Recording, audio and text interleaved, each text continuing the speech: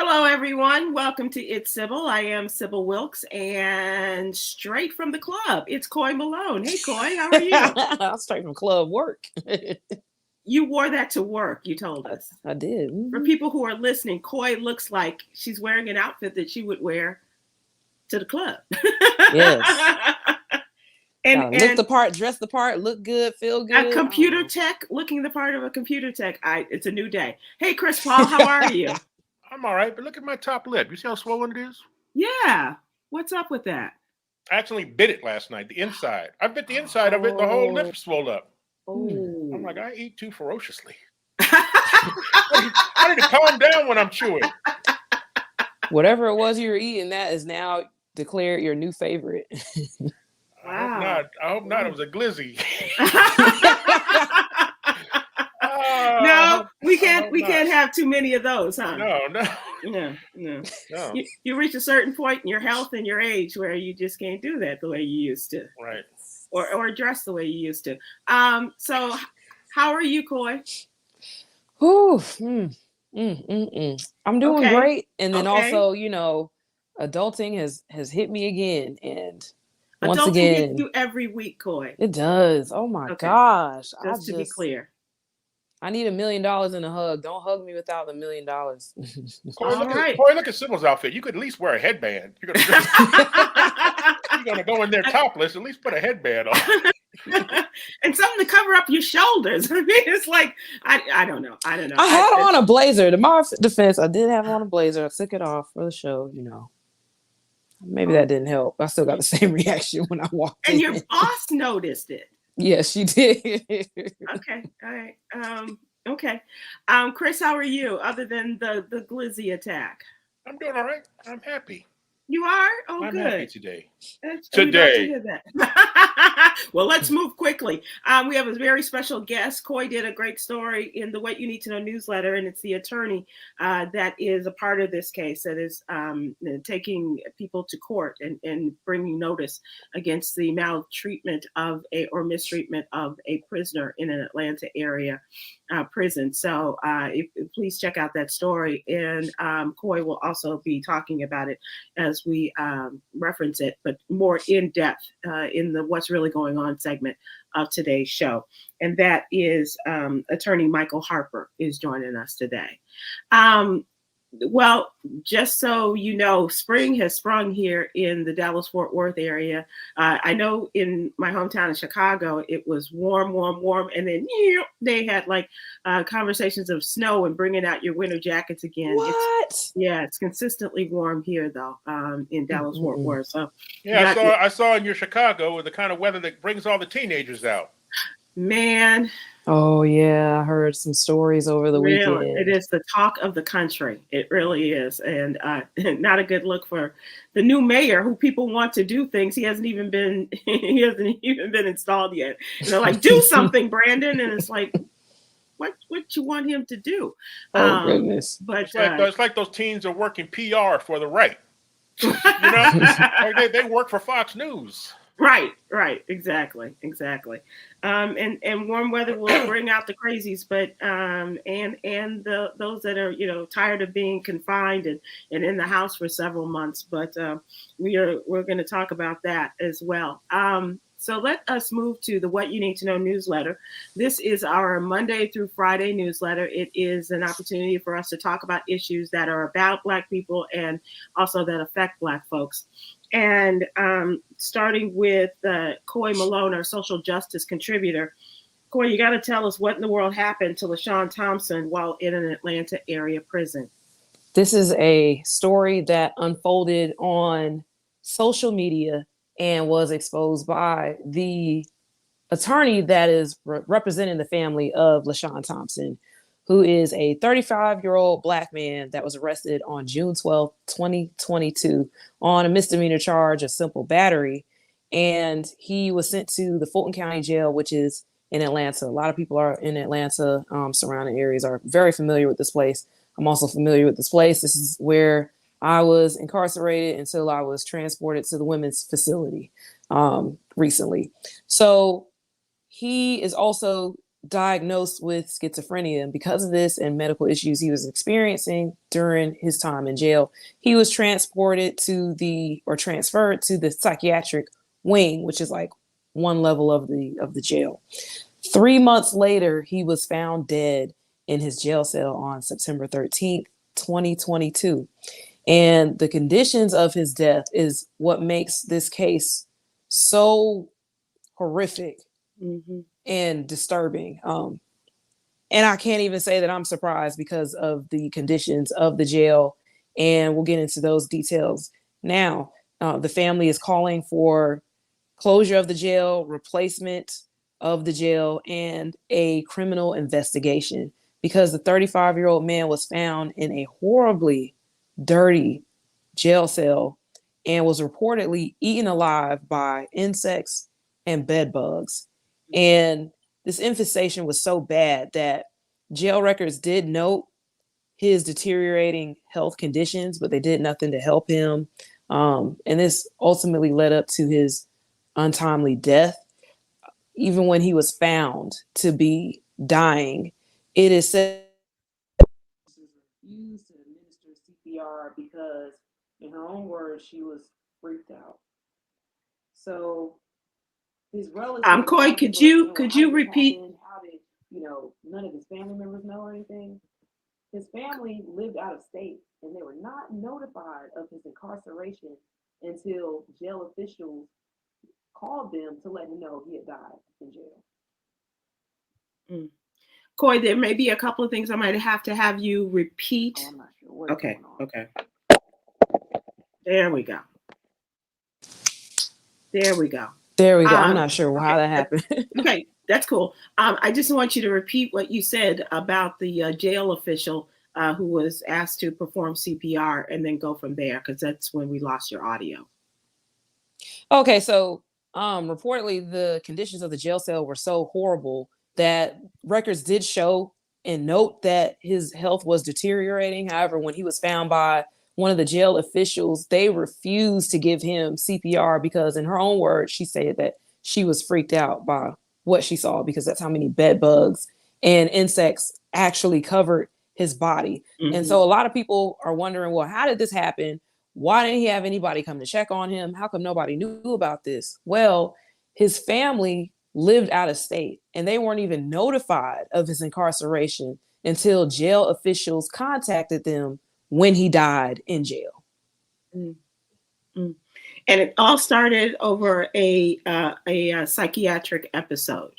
Yes, all started over a psychiatric episode. Apparently, I'm not sure if that was going on when he was arrested for the misdemeanor charge of simple battery. However, he did experience an episode. I can imagine because being in jail, if you don't have any of your medical records, you have to get approved and what have you for certain medications. I'm not sure how that works during that process. However, if they do evaluate you and find that you do have mental health concerns or an episode, they do have a separate wing for those persons. However, the conditions just in the jail in general are already horrible. Right. So, as you can attest. And so we're going to go a little bit further and as we welcome your guest and talk about this LaShawn Thompson case with the family's attorney, Mr. Michael Harper, attorney Michael Harper. So if you have any other questions and for people who are watching and listening, I will address those with attorney Harper as well. I will say that the original picture for this story was so disturbing. I personally said, I don't think I can look at this picture. Right. And it is effective, Chris, but it just boggles the mind that this man was in this condition and they allowed this to happen. It just boggles the mind. Is there a federal agency that's responsible, or is it on the state level to inspect jails and prisons? I mean, I know no one cares because they're like, they get what they get because they're in prison, but come on now. You can't have people, whether they're criminal or not, they can't live in unfit living conditions like that. Right. So Exactly. I mean, so whose responsibility is it to oversee? Because once somebody is dead and you get this information, there may be an investigation now. But whose job is it, before you get to that point, right, to make sure that yeah, that prisoners around the country aren't living in these kind of conditions? And this is awful. Like I said, this is something that this particular jail, Fulton County Jail, has been known for several years before this has happened. And not only this jail, we've done a story within the last couple of years of another prisoner who reported from inside of a prison cell in California that showed the horrible conditions of the vents being covered with mold and dust. He was suffering from asthma. This was during the pandemic. They weren't given masks or any other personal protection equipment for that time period while everyone was in, lockdown, and the prisons were in lockdown as well. And I haven't heard any updates of this particular prisoner. I haven't seen anything in terms of, has this issue been addressed? And I'm seeing this across the country with several other prisons and jails. And like I said, I've experienced it as well at the Fulton County Jail, as well as the women's facility. And I just found out over the weekend while doing research on this case that the women's facility where I was housed has now been closed because of its conditions. And Chris, to answer your question, maybe Attorney Harper will be able to answer that as far as federal oversight, or if it's a state situation and they send in people to monitor the conditions. I don't think they do, to be honest. Personally, I don't think they do. I haven't seen it. It seems just based upon what you just said and even this current story, it doesn't appear that they do, but we'll get verification whether they're supposed to be. Right. As opposed to what's going on. Other stories that we want to talk about that are, and we will give you an update on this as well. I had 2 stories ready to go for today's newsletter. And then going through social media and finding out the story about Ralph Yarl, the 16-year-old Black boy who went to the wrong place, went to the wrong home to pick up his twin brothers. And he left his phone at home. He did not have the correct address, and he just kind of tried to figure his way out and went to the house that he thought was the one where his brothers were visiting with friends. And he came up on the porch of this, and this 16-year-old Black boy was shot several times by a white resident of this home. The story continues to evolve over what we give you in the newsletter, and so we'll give you an update on that as well. But it is fair to say that things are moving quickly as people are asking more questions, and we're hoping to have an attorney with that case on with us tomorrow. So we will hopefully have an update on that. But this is every parent's nightmare.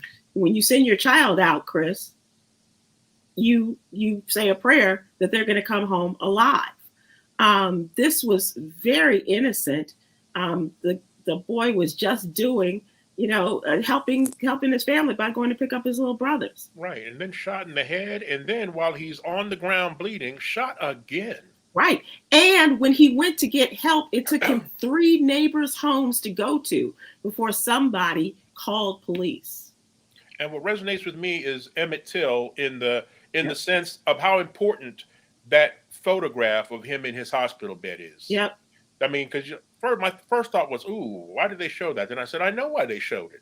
Because that photograph is bringing thousands of people out of their homes onto the street right now. Yep. When they see what happened to this boy, he's not a young man. He's not a man. He's a boy. He's a kid. He's a kid who was shot in the head for knocking on the wrong door. And now they let the guy go after 24 hours, but everything, like you said, is being sped up because people in the street, our people and people who don't look like us, are in the street turning up the heat. And the latest thing is that the Kansas City Star is reporting that Ralph has been released, that he is home. And then even later than that is that charges are being brought on this 85-year-old white man. They could only hold him for 24 hours, and right. Then they had to let him go. But 2 felony charges they are announcing. So we'll keep you up to date on that. The second story that we did is it's great to see Bishop William Barber back on the streets and doing what he does so well, and that is bringing attention to the lack of morals in this country. He is a man who is known for bringing attention to Moral Mondays, starting Moral Mondays in North Carolina. And every Monday, the people would gather and bring attention to a lot of the things that the Tea Party is, which is the very, very conservative end of the Republican Party, what they are doing and or not doing as far as the state of North Carolina. So now he has been invited, and this happened today. He was invited by the reinstated state representative Justin Jones to come and to bring this to Nashville, and he did. And this is an amazing opportunity to put attention on what the state representatives and the state senators in the state of Tennessee are and are not doing. And as he said, they are going to have prayer and faith calls with the national faith and civil rights leaders.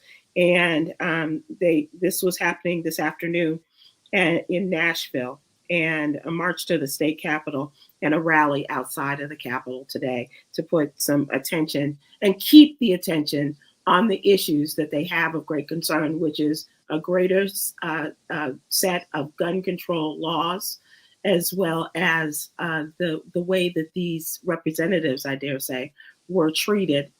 Justin Jones, Justin Pearson, and also Gloria, the representative Gloria Johnson, who was not expelled, but putting some heat and what are the rules and how come every rule does not apply and the things that they do within the state legislature.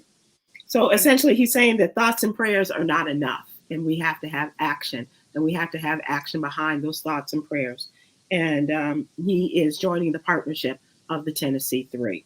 And calling out the hypocrisy of all of the Republican politicians who all run on the platform of Christianity, yet they're against anything that is good for people, anything that actually helps people, like gun control, like money for the homeless, homes for the homeless, food for people who are hungry. School lunches, school access for all people, all colors. They will vote against that every single time, and yet tell you how much of a Christian they are. And that is the specialty of Reverend Barber, as he has led the Poor People's Campaign for years, in talking about not only, as you mentioned, not only talking about voting rights and voter engagement, but also talking about what are you doing to feed the poor? What are you doing to put people under a roof, give them homes and places to call home? And as you said, under the guise of Christianity, a lot of politicians are not doing that, Chris. Right. And so they are getting a lot of support, but Reverend Barber is calling them on their view of Christianity as opposed to what many others regard as Christianity. A couple of other things in our health and wellness segment. This is a time where spring allergies are really up and popping for a lot of people. Coy is nodding there. I know others who are affected by it. And also the spring allergies, things that could make things worse for you, such as stress. Eating fruit could accelerate and exacerbate your allergies. Showering in the morning could bring, and opening windows, wearing contact lenses. And, oh man, come on! I know. and Coy, having a plant. This actually purifies the air, though. Most of the stuff I have purifies the air. Okay. I'm just telling you. I can see why, though, because I'm just telling you what Black Health Matters says. Okay. Well, we are listening to them because they are kindly providing content for us. In Ministry Monday, please take a look at Willie Mae McIver's wonderful work in Ministry Monday, talking about sacrifice and how it is a part of the Christian faith.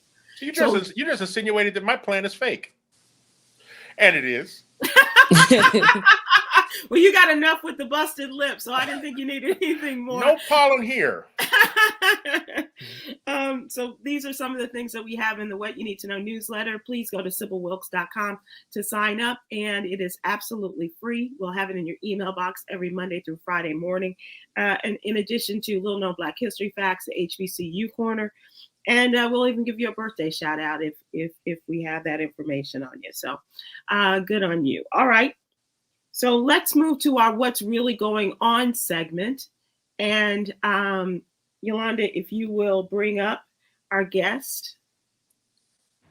Hello and welcome to attorney Michael Harper, the trial attorney referenced in Coy's story about the case of LaShawn Thompson.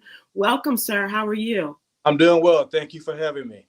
Thank you for joining us. And this is Coy is the one who initiated the conversation with you. And I don't know if you had a chance to read Coy's great article, but in laying out the facts of the case. So Coy, you're up. Yes. So we did mention a little bit earlier about LaShawn Thompson, who was incarcerated. 3 months later, he was discovered to be dead in his jail cell that was horribly maintained. The conditions were so bad. It was very hard for me to even see the photos of his conditions. However, I do his understand condition and the condition of the prison, right? Yes. Of the cell. Yeah. But I do understand the importance of sharing that to show how bad this is. Can you bring us up to date on where we are right now with an investigation? Is there criminal charges that are being looked into?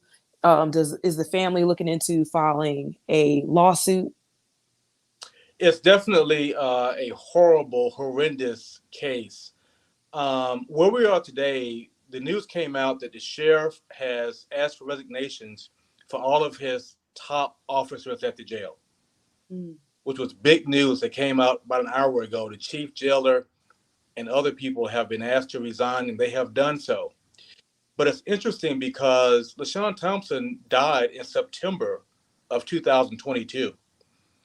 We just got the documents. We've been trying for months to find out exactly what happened to him. And as usual, they were, stonewalling us, trying to cover it up, not give us what we needed. We had to threaten lawsuits for the open records request, that type of thing. So we finally got the documents, the horrible photographs as to what happened to him. And now that the story has gotten international press, they want to make all these changes. Which again, we appreciate the changes, but had we not brought this to light, it probably would have never happened. What took them so long, right? Not until the heat is cranked up there. Yeah, I don't think they would have ever done it had the heat not been applied to them. Because this is one of many tragic cases in the Fulton County Jail. I've sued them several times over the past few years. Horrible things happen in that jail, but this is the worst. This is by far the worst that I've seen. But where we are today, we have asked for the jail to be shut down. And I know that's a huge request, a very expensive option here. But Sheriff Labatt himself, as you may have heard, also asked for a new jail. That jail is crumbling. He has, poor morale, poor staff, and they need to just start over. We've also asked for a criminal investigation from DA Fonnie Willis, and she has the information. She's looking into it to find out exactly what happened to possibly file criminal charges. So, Attorney Harper, the fish rots from the head. The sheriff has asked for the resignations of all the people underneath him, many of them. But what is he going to do about his own work as the sheriff and allowing this to go on for so long? It's a great question. But not only about his own work, but I want to reiterate the sheriff himself. I wrote the sheriff a letter months ago about this case. He thought the family and I would just simply go away.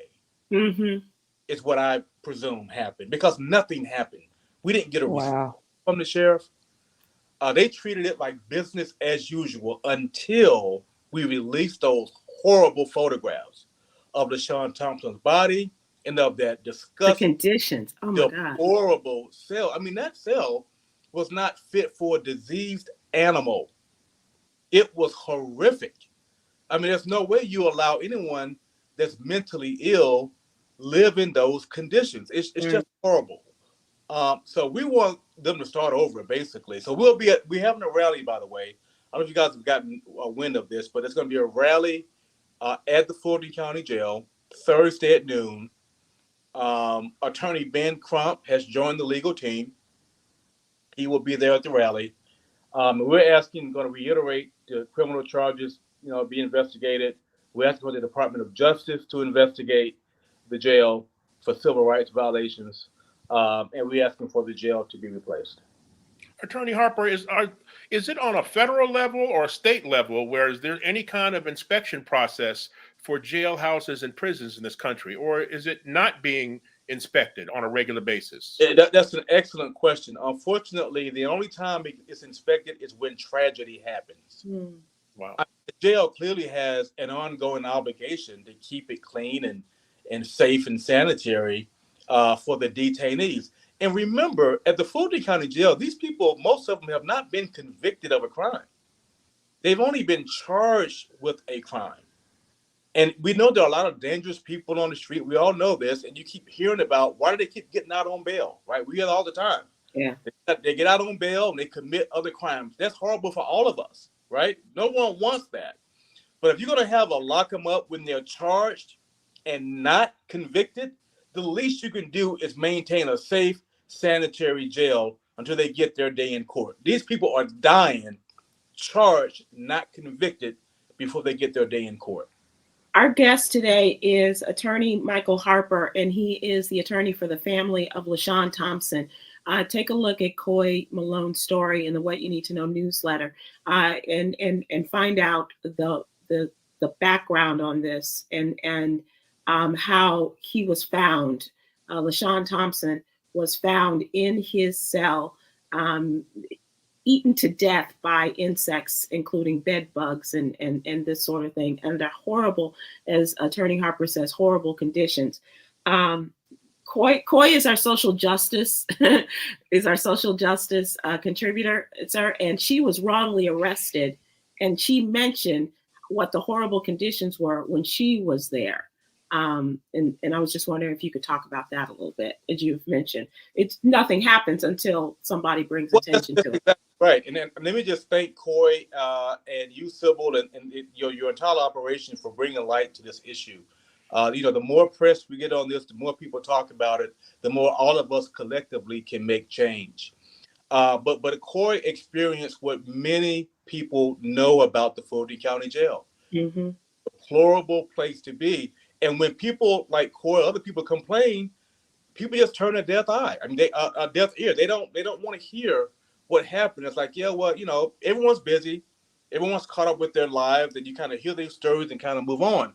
It takes a very shocking, inhumane, horrible case like this to finally get people to pay attention.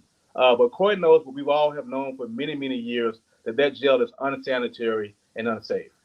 But Attorney Harper, I can only imagine how difficult the fight for justice in this is when you have so many Americans who don't care about how bad a jail or prison is. They believe that once you break the law, it's what you deserve. They don't. Matter of fact, once you don't have to be convicted. Once you go to jail, like you said, you're no longer considered a human. Absolutely right. Yeah, that's right. It's horrible that people feel that way. And how many times do people get found not guilty? Right. How many times are charges dropped? How many times are charges dropped, right? Or dismissed? So a lot of people in that jail, if you can't afford a bail, if they have this tough on crime position of lock them up and throw away the key, people are in there, could be in there. A lot of people are in there innocently, dealing with these horrible conditions. So America needs to really look at this, tough crime approach and try to have a more balanced approach and a more nuanced approach. And most of all, if you're going to keep them in jail, please make it safe, of course, and sanitary. If Coy can reacquaint people with her story, there may be people who are watching for the first time or listening for the first time and not know of your experience, Coy, and how you ended up there. Yes, I was on my way home, less than a mile from home. I was pulled over by a state trooper on a dark stretch of highway. I felt that it was safe for me to pull over under a street light for the officer's safety and for mine, so we wouldn't get hit by other passengers on the highway. I've also had a friend who died on the highway that way, pulling over on the side of it. So I slowed down. I used my hazard lights and I got off on the exit. As I was slowing down, I was at 15 miles per hour at this time, turning over into the shoulder. The state trooper decided to hit my car with a pit maneuver, run up to me with a gun in my face, pull me out of the car, throw me in handcuffs, and immediately threw me in the back seat of his patrol car. At the time, I did have a boyfriend who was in the passenger seat. He gave him a breathalyzer test. He didn't give me one. He accused me of being drunk and said that I was getting a blood alcohol test when I got to the hospital. None of that happened. All they did was give me some ibuprofen. They left me in a room for a while by myself and then transported me to Fulton County Jail, where he handed me citations and said that I was evading, which is a felony. He said that I had a DUI and I refused to take the test, even though I confirmed 3 times with him the procedure that was going to happen at the hospital. And he gave me a citation for speeding. I spent a few days in jail. I had to call my dad, my mom.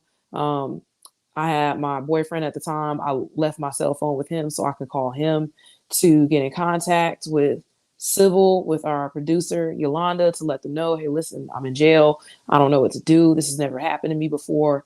I had to wait until I saw a jail, an in-jail courthouse or judge for a pretrial hearing. They saw that I had no record. They saw my professional background, and she decided that I could sign myself out of jail. I was able to get a lawyer that was referred to me by Sybil and the team.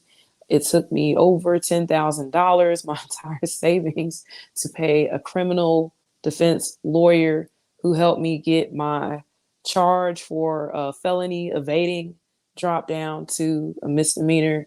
My DUI was dropped completely, and my speeding was reduced to a fine. My license was still suspended. I still had to spend time on probation, which costs more money. Currently, I am off of probation. I can get my license reinstated now. I just found that out. Thank goodness. And I have rights as a citizen, but it still had its effects on me mentally. It had my effects on me physically. I did lose a severe amount of weight during that time. They didn't accommodate my allergies that I have, several of them, several different intolerances. The conditions in the women's facility was. In the interest of time, Coy, let me just say this. So, Attorney Harper, you can see here's a very smart young woman, can speak up for herself, can explain, and can be talked to. Just imagine for the people that are listening, what was going on in the head of this man and the way he was being treated. Somebody who was in the psychiatric ward and had some mental issues. Let me just say, I know we were short on time. That's an excellent point, and that is the point that I also want to make. It's hard for intelligent, articulate people with connections and family and money to evade and make it through this system. Like, to your point, if you're mentally ill and you cannot speak up for yourself, and his family is not in Atlanta, they live in Florida. Right. They didn't know where he was, to be honest with you. So he couldn't reach out to them. And to treat people like that, it's just horrible. It's the mentally ill, the least of us get treated the worst by the people in power. Yeah. And then, as I said, Yolanda, I think we had someone who had a comment or a question before we lose Attorney Harper here. Janice Ferguson on Facebook said, why ask for resignations? Why not fire them? Makes sense. That makes sense. It's a great question. He should have made a strong statement of firing them and not asking resignations. It's a very good and does that affect their pensions or anything if they are asked to resign as opposed to being fired? I'm pretty sure it does. I don't know, to be frank with you, but I would think it does. They weren't fired. They weren't terminated. So they probably are entitled to keep their pensions. Right. Another important point. But again, that should have happened. Even that should have happened back in September. Right. We don't do it now because we're talking about it. Yeah. Do any of them face criminal charges, though? I mean, Weren't they all complicit in helping in the causing the death of this man? This is why we're having the rally on Thursday. They asked for criminal charges to be filed in this case. That's exactly what we're doing. So tell us about the rally, please. Yeah, again, it's Thursday at noon, right in front of the Fulton County Jail. 601 Rice Street. Yep. I think it's 901 Rice Street. 901 Rice Street. There we go. But the Georgia NAACP will be there. Attorney Ben Crump, I will be there. The family will be there. Other supporters will be there. Really just rallying. We're going to keep this story alive until justice is done. Hopefully we'll get some criminal charges here. Will you come back and give us an update on this case as you see fit? And I want to thank you, Attorney Michael Harper, for the work you're doing and continue to do the great work. And especially with our friend Ben Crump, you know, that's got to be a dynamic duo, the two of you working. I'm looking forward to working with him, and I appreciate you guys having me. Please give him our best, will you? Okay. That is Michael Harper. He is the attorney for the family of LaShawn Thompson. If you are just joining us, LaShawn Thompson was the subject of the story that Coy did a great job, our social justice contributor, about the horrific death of LaShawn Thompson while in custody at the Fulton County Jail prison. And so we will keep you up to date. The Thursday is the rally, and check out that rally, and let's go and support and make our voices heard and put some heat under those people, not just let them resign, as you say, fire the sheriff. I mean, let's start there. If the fish does rot from the head, let's start there and work our way down. Absolutely. So thank you so much, Attorney Michael Harper. And as I said, thank you for all the great work you're doing for our people. We appreciate it. Welcome. Thank you. Thank you. All right, Coy, good job. I know you got more stories, and I do worry about your mental health and your frame of mind doing stories like this. And Chris, I tell you, when I saw these pictures, I was like, how does this child do this? Because just seeing this as you're writing the story, and it's having such a profound effect on you, and it could have been triggering, Coy. It definitely was. It reminded me of my time that I was in jail. Like, people think I was in a holding cell. I'm just waiting on. No, I was dressed out fully. No belongings, no sense of the outside world, none of that. Asking guards for giving a little cup like this and having to beg them for water out of a dirty cooler that one of the other guards said got everybody sick the last week. So they warned us not to use it, but yet that was the only water they warned that we had. You not to use it, but they didn't change it out. Okay. All right. Yeah. Every time we ask what time is it, when we eat, when we this, they look in like they're doing a count, and they do this, and then they slam the door. Let's move to trending topics, and on a lighter Some note, happier, Chris, please. Yes. Yeah. Okay. Chris Paul, where are you going to be? What are you doing these days? Huggy Lowdown and I are gearing up for our big show on Saturday, the 29th. That's in 2 weeks at the Holiday Inn in College Park, Maryland. We're trying to establish every couple months there until we get them to give us our own comedy club in there. So we have to keep packing the house. Okay. And showing them that we're bringing the money in from the bar and the door. So April 29th, Holiday Inn, College Park. You can get your tickets at HuggyDMV@eventbrite.com. Our special guest this time is the comic cop, Timmy Hall, former Baltimore cop, now comedian. He's hilarious, and it's going to be a great show. Get your tickets, HuggyDMV@eventbrite.com. That's near the IKEA, isn't it? Correct. Okay. And Coy, do you have any more updates on your appearances on TV? Not yet. We're still waiting on Them season 2 to debut on Amazon Prime, where I am a featured high school marching band member on one of their latest episodes. Again, there hasn't been any formal announcements for the release date, but we are looking forward to it. Right. Absolutely. So stay tuned. So we mentioned this. There's been a lot more in the shooting case of Ralph Yarl, the 16-year-old Black teenager, a lot more since the newsletter arrived in your email box this morning. This is the 16-year-old boy who went to the wrong house, knocked on the door, and was shot by a white resident of this home. An 85-year-old white man shot this boy 3 times, apparently. The accused shooter in the Kansas City, and this is in Kansas City, Missouri, he will face 2 felony charges. Officials have announced that, and they say that he will face charges of assault in the 1st degree and armed criminal action.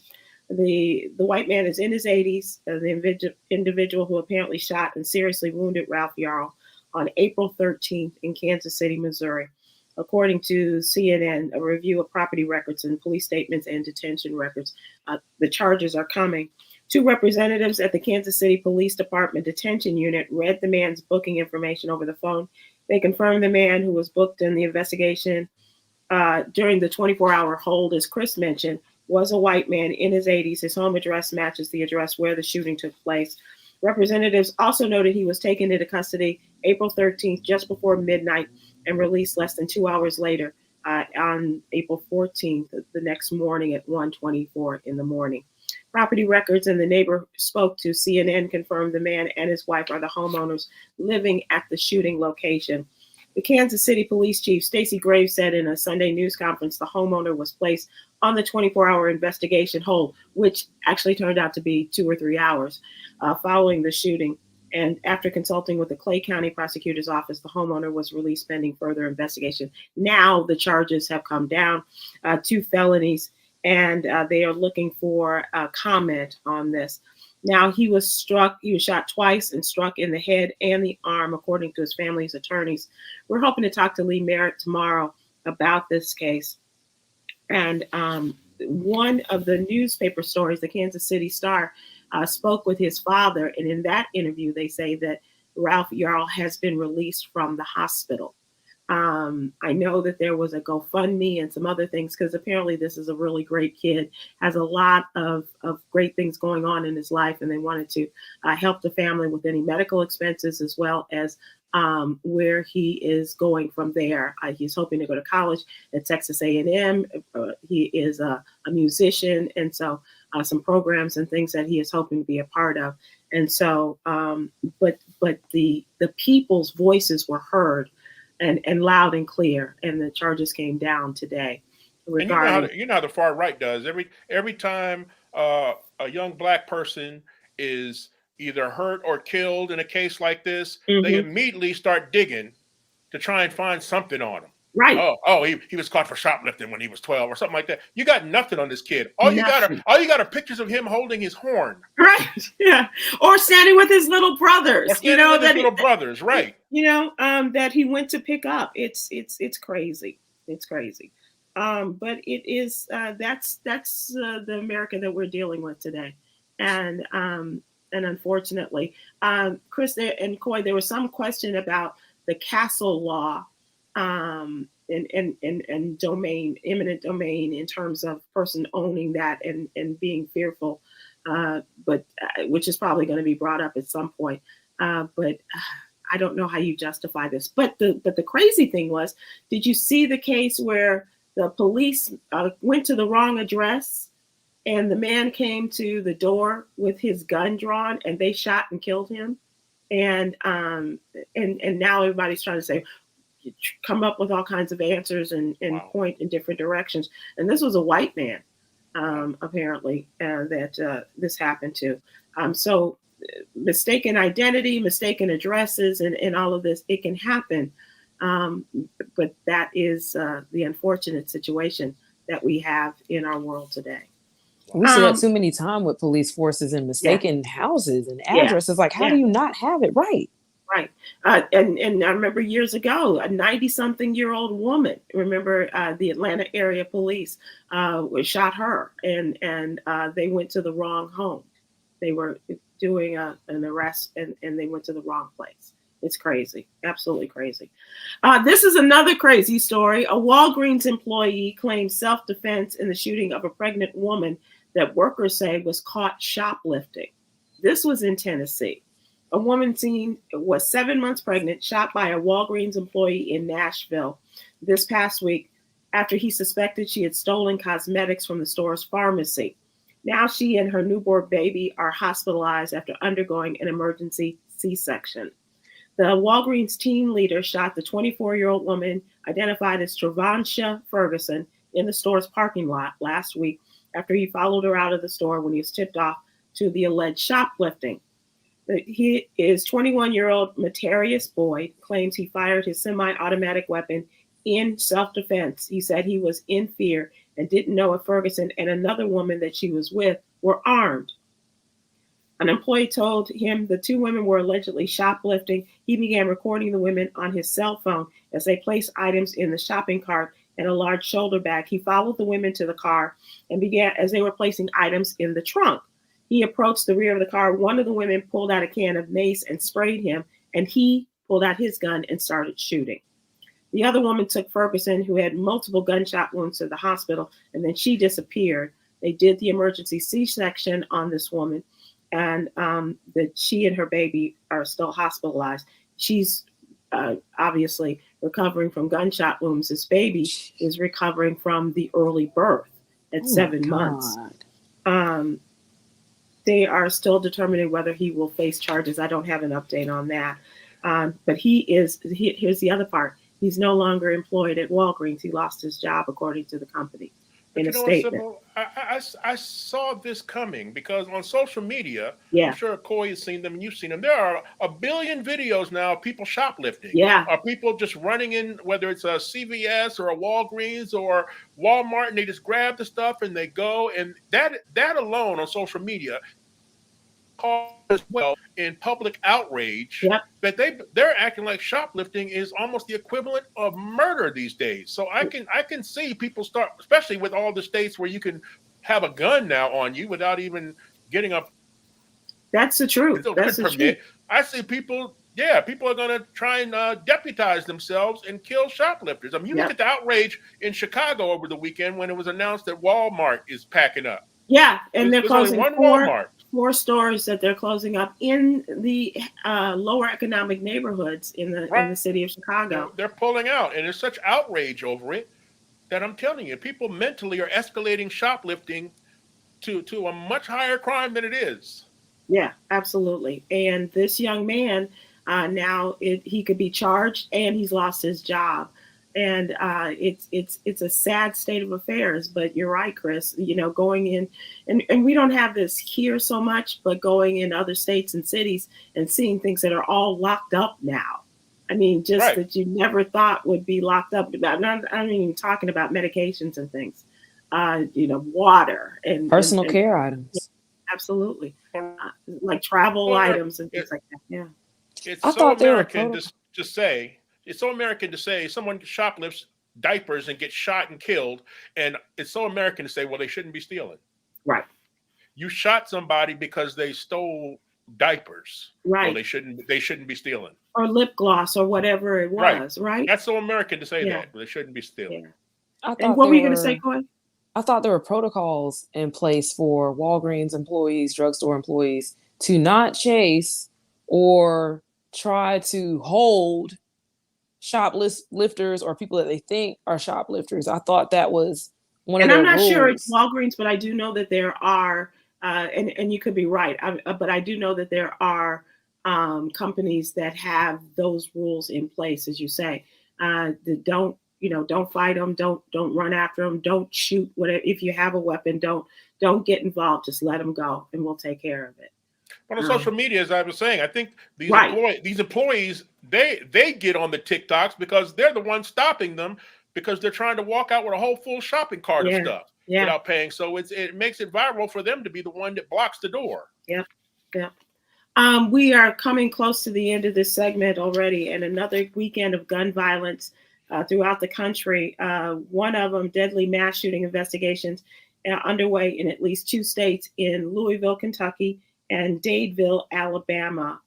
One of them was, this was in Alabama, a Sweet 16 party ended up with 4 people killed and at least 28 were injured at this dance hall where the 16th birthday was being celebrated. And one of the young men that was killed is a blue chipper was expected to go to Alabama, not Alabama, but he was going to Jacksonville State, I think, for football, and he was killed. This was his sister's birthday. And it's gotten so bad. It's gotten so bad. Never in all my time doing it, Sybil, have we had a shooting in the last 10 minutes of the show. Right. I mean, really, there's so much chaos going on. We're 10 minutes left, and you have a brand new shooting. Yeah. This is mass shootings, and now we're over 160 in the first 4.5 months of this. Good God. My God. It's only April. 3.5 months of this new year. Yeah. My God. Yeah. And Louisville, Kentucky was where one was, and Dadeville, they said that dozens had people gathered for a vigil there. Chris, I got to ask you before we lose any more information. This is we're moving to entertainment now.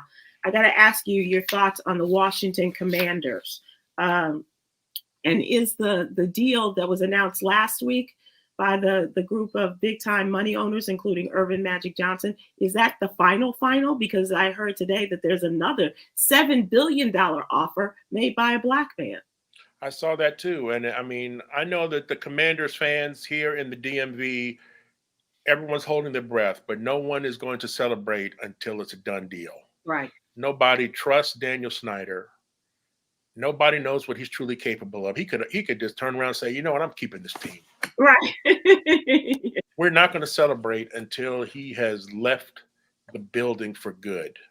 Okay. And maybe the district itself or the state of Virginia. Right, right. But I and then I ask myself, is the NFL going to let a brother own this team by himself? Like, they're going to let a brother be the main guy? Like, Magic is a part of a team buying it, but he's not the main. He's not the main guy. So what do you know about Brian Davis? This was fascinating to me. He made a $7 billion cash offer to buy the team and become the NFL's first black owner. I don't think anybody knows anything about him. All I know is that since it was announced he had $7 billion, I bet his DMs are blowing. I bet this brother, his DMs are blowing up. Blowing up. So he is a native of DC, and apparently he has made all of his money in technology, and also the only thing I know about him is that he played on the championship Duke basketball team that Hill and Leitner were also a part of. He was a part of that team, but he is apparently the owner of Urban Echo Energy, a developer of renewable energy assets. And so this brother, take a look at him, Coy. You might want to send him your work outfit. You have a picture of yourself in your work outfit. I'm not sure what his marital status is, but a $7 billion cash offer. I know the NFL doesn't care about PR. If you don't believe me, check the Colin Kaepernick story. Okay. But it would be tremendous if they said, let's okay this brother buying the team. Right. What that would be truly turning the page on a brand new, matter of fact, closing the Snyder book and beginning a brand new book on ownership here. Yeah. You look at all the horrible things he did. He's the worst owner in the history of sports. You look at all the horrible things he did. You could erase it right now and give the NFL a boost in the arm for not being racist anymore. Yeah. I mean, look at the history of that team, where you guys started and where you are now. This is continuing in entertainment. I know that a lot of people don't consider sports to be entertainment. I do. How about Jalen Hurts and his big payday, Chris? Jalen Hurts has signed a huge extension with the Eagles, and he is now the highest paid player in the NFL, including the fellow who beat him in the Super Bowl. Like I said, his DMs are blowing up. The deal will pay him, Jalen Hurts will be paid $255 million through the 2028 season, with $179 million and some change guaranteed. And his contract was negotiated by a black woman. Yes. His Come agent, on. Nicole Lynn. How about Yeah, that? she is amazing. Yeah, she's Yeah. making a great name for herself too. Yeah. And she should. And she should. He gets $51 million a year, making him the highest paid player ever. And that best Patrick Mahomes by about $6 million a year. Yeah. And he's That is not. so, and he has a no trade clause, the first in Eagles history, and they confirmed the deal by tweeting, QB1 is here to stay. I love that. I absolutely love that. Good for no him. trade clause, but eventually you want to leave Philly. You want to leave eventually. Says the Commanders fan. Right. Yeah. And I say that about Chicago too. You're absolutely right. All right. Let us move to the jewel for the day. And this is our daily inspiration, Yogi's Jewel. And it's a theme this week, talking about fear. Fear will keep you doing the things that you say you don't want to do. Erase the fear so that you will stop doing the things you say you don't want to do. That's right.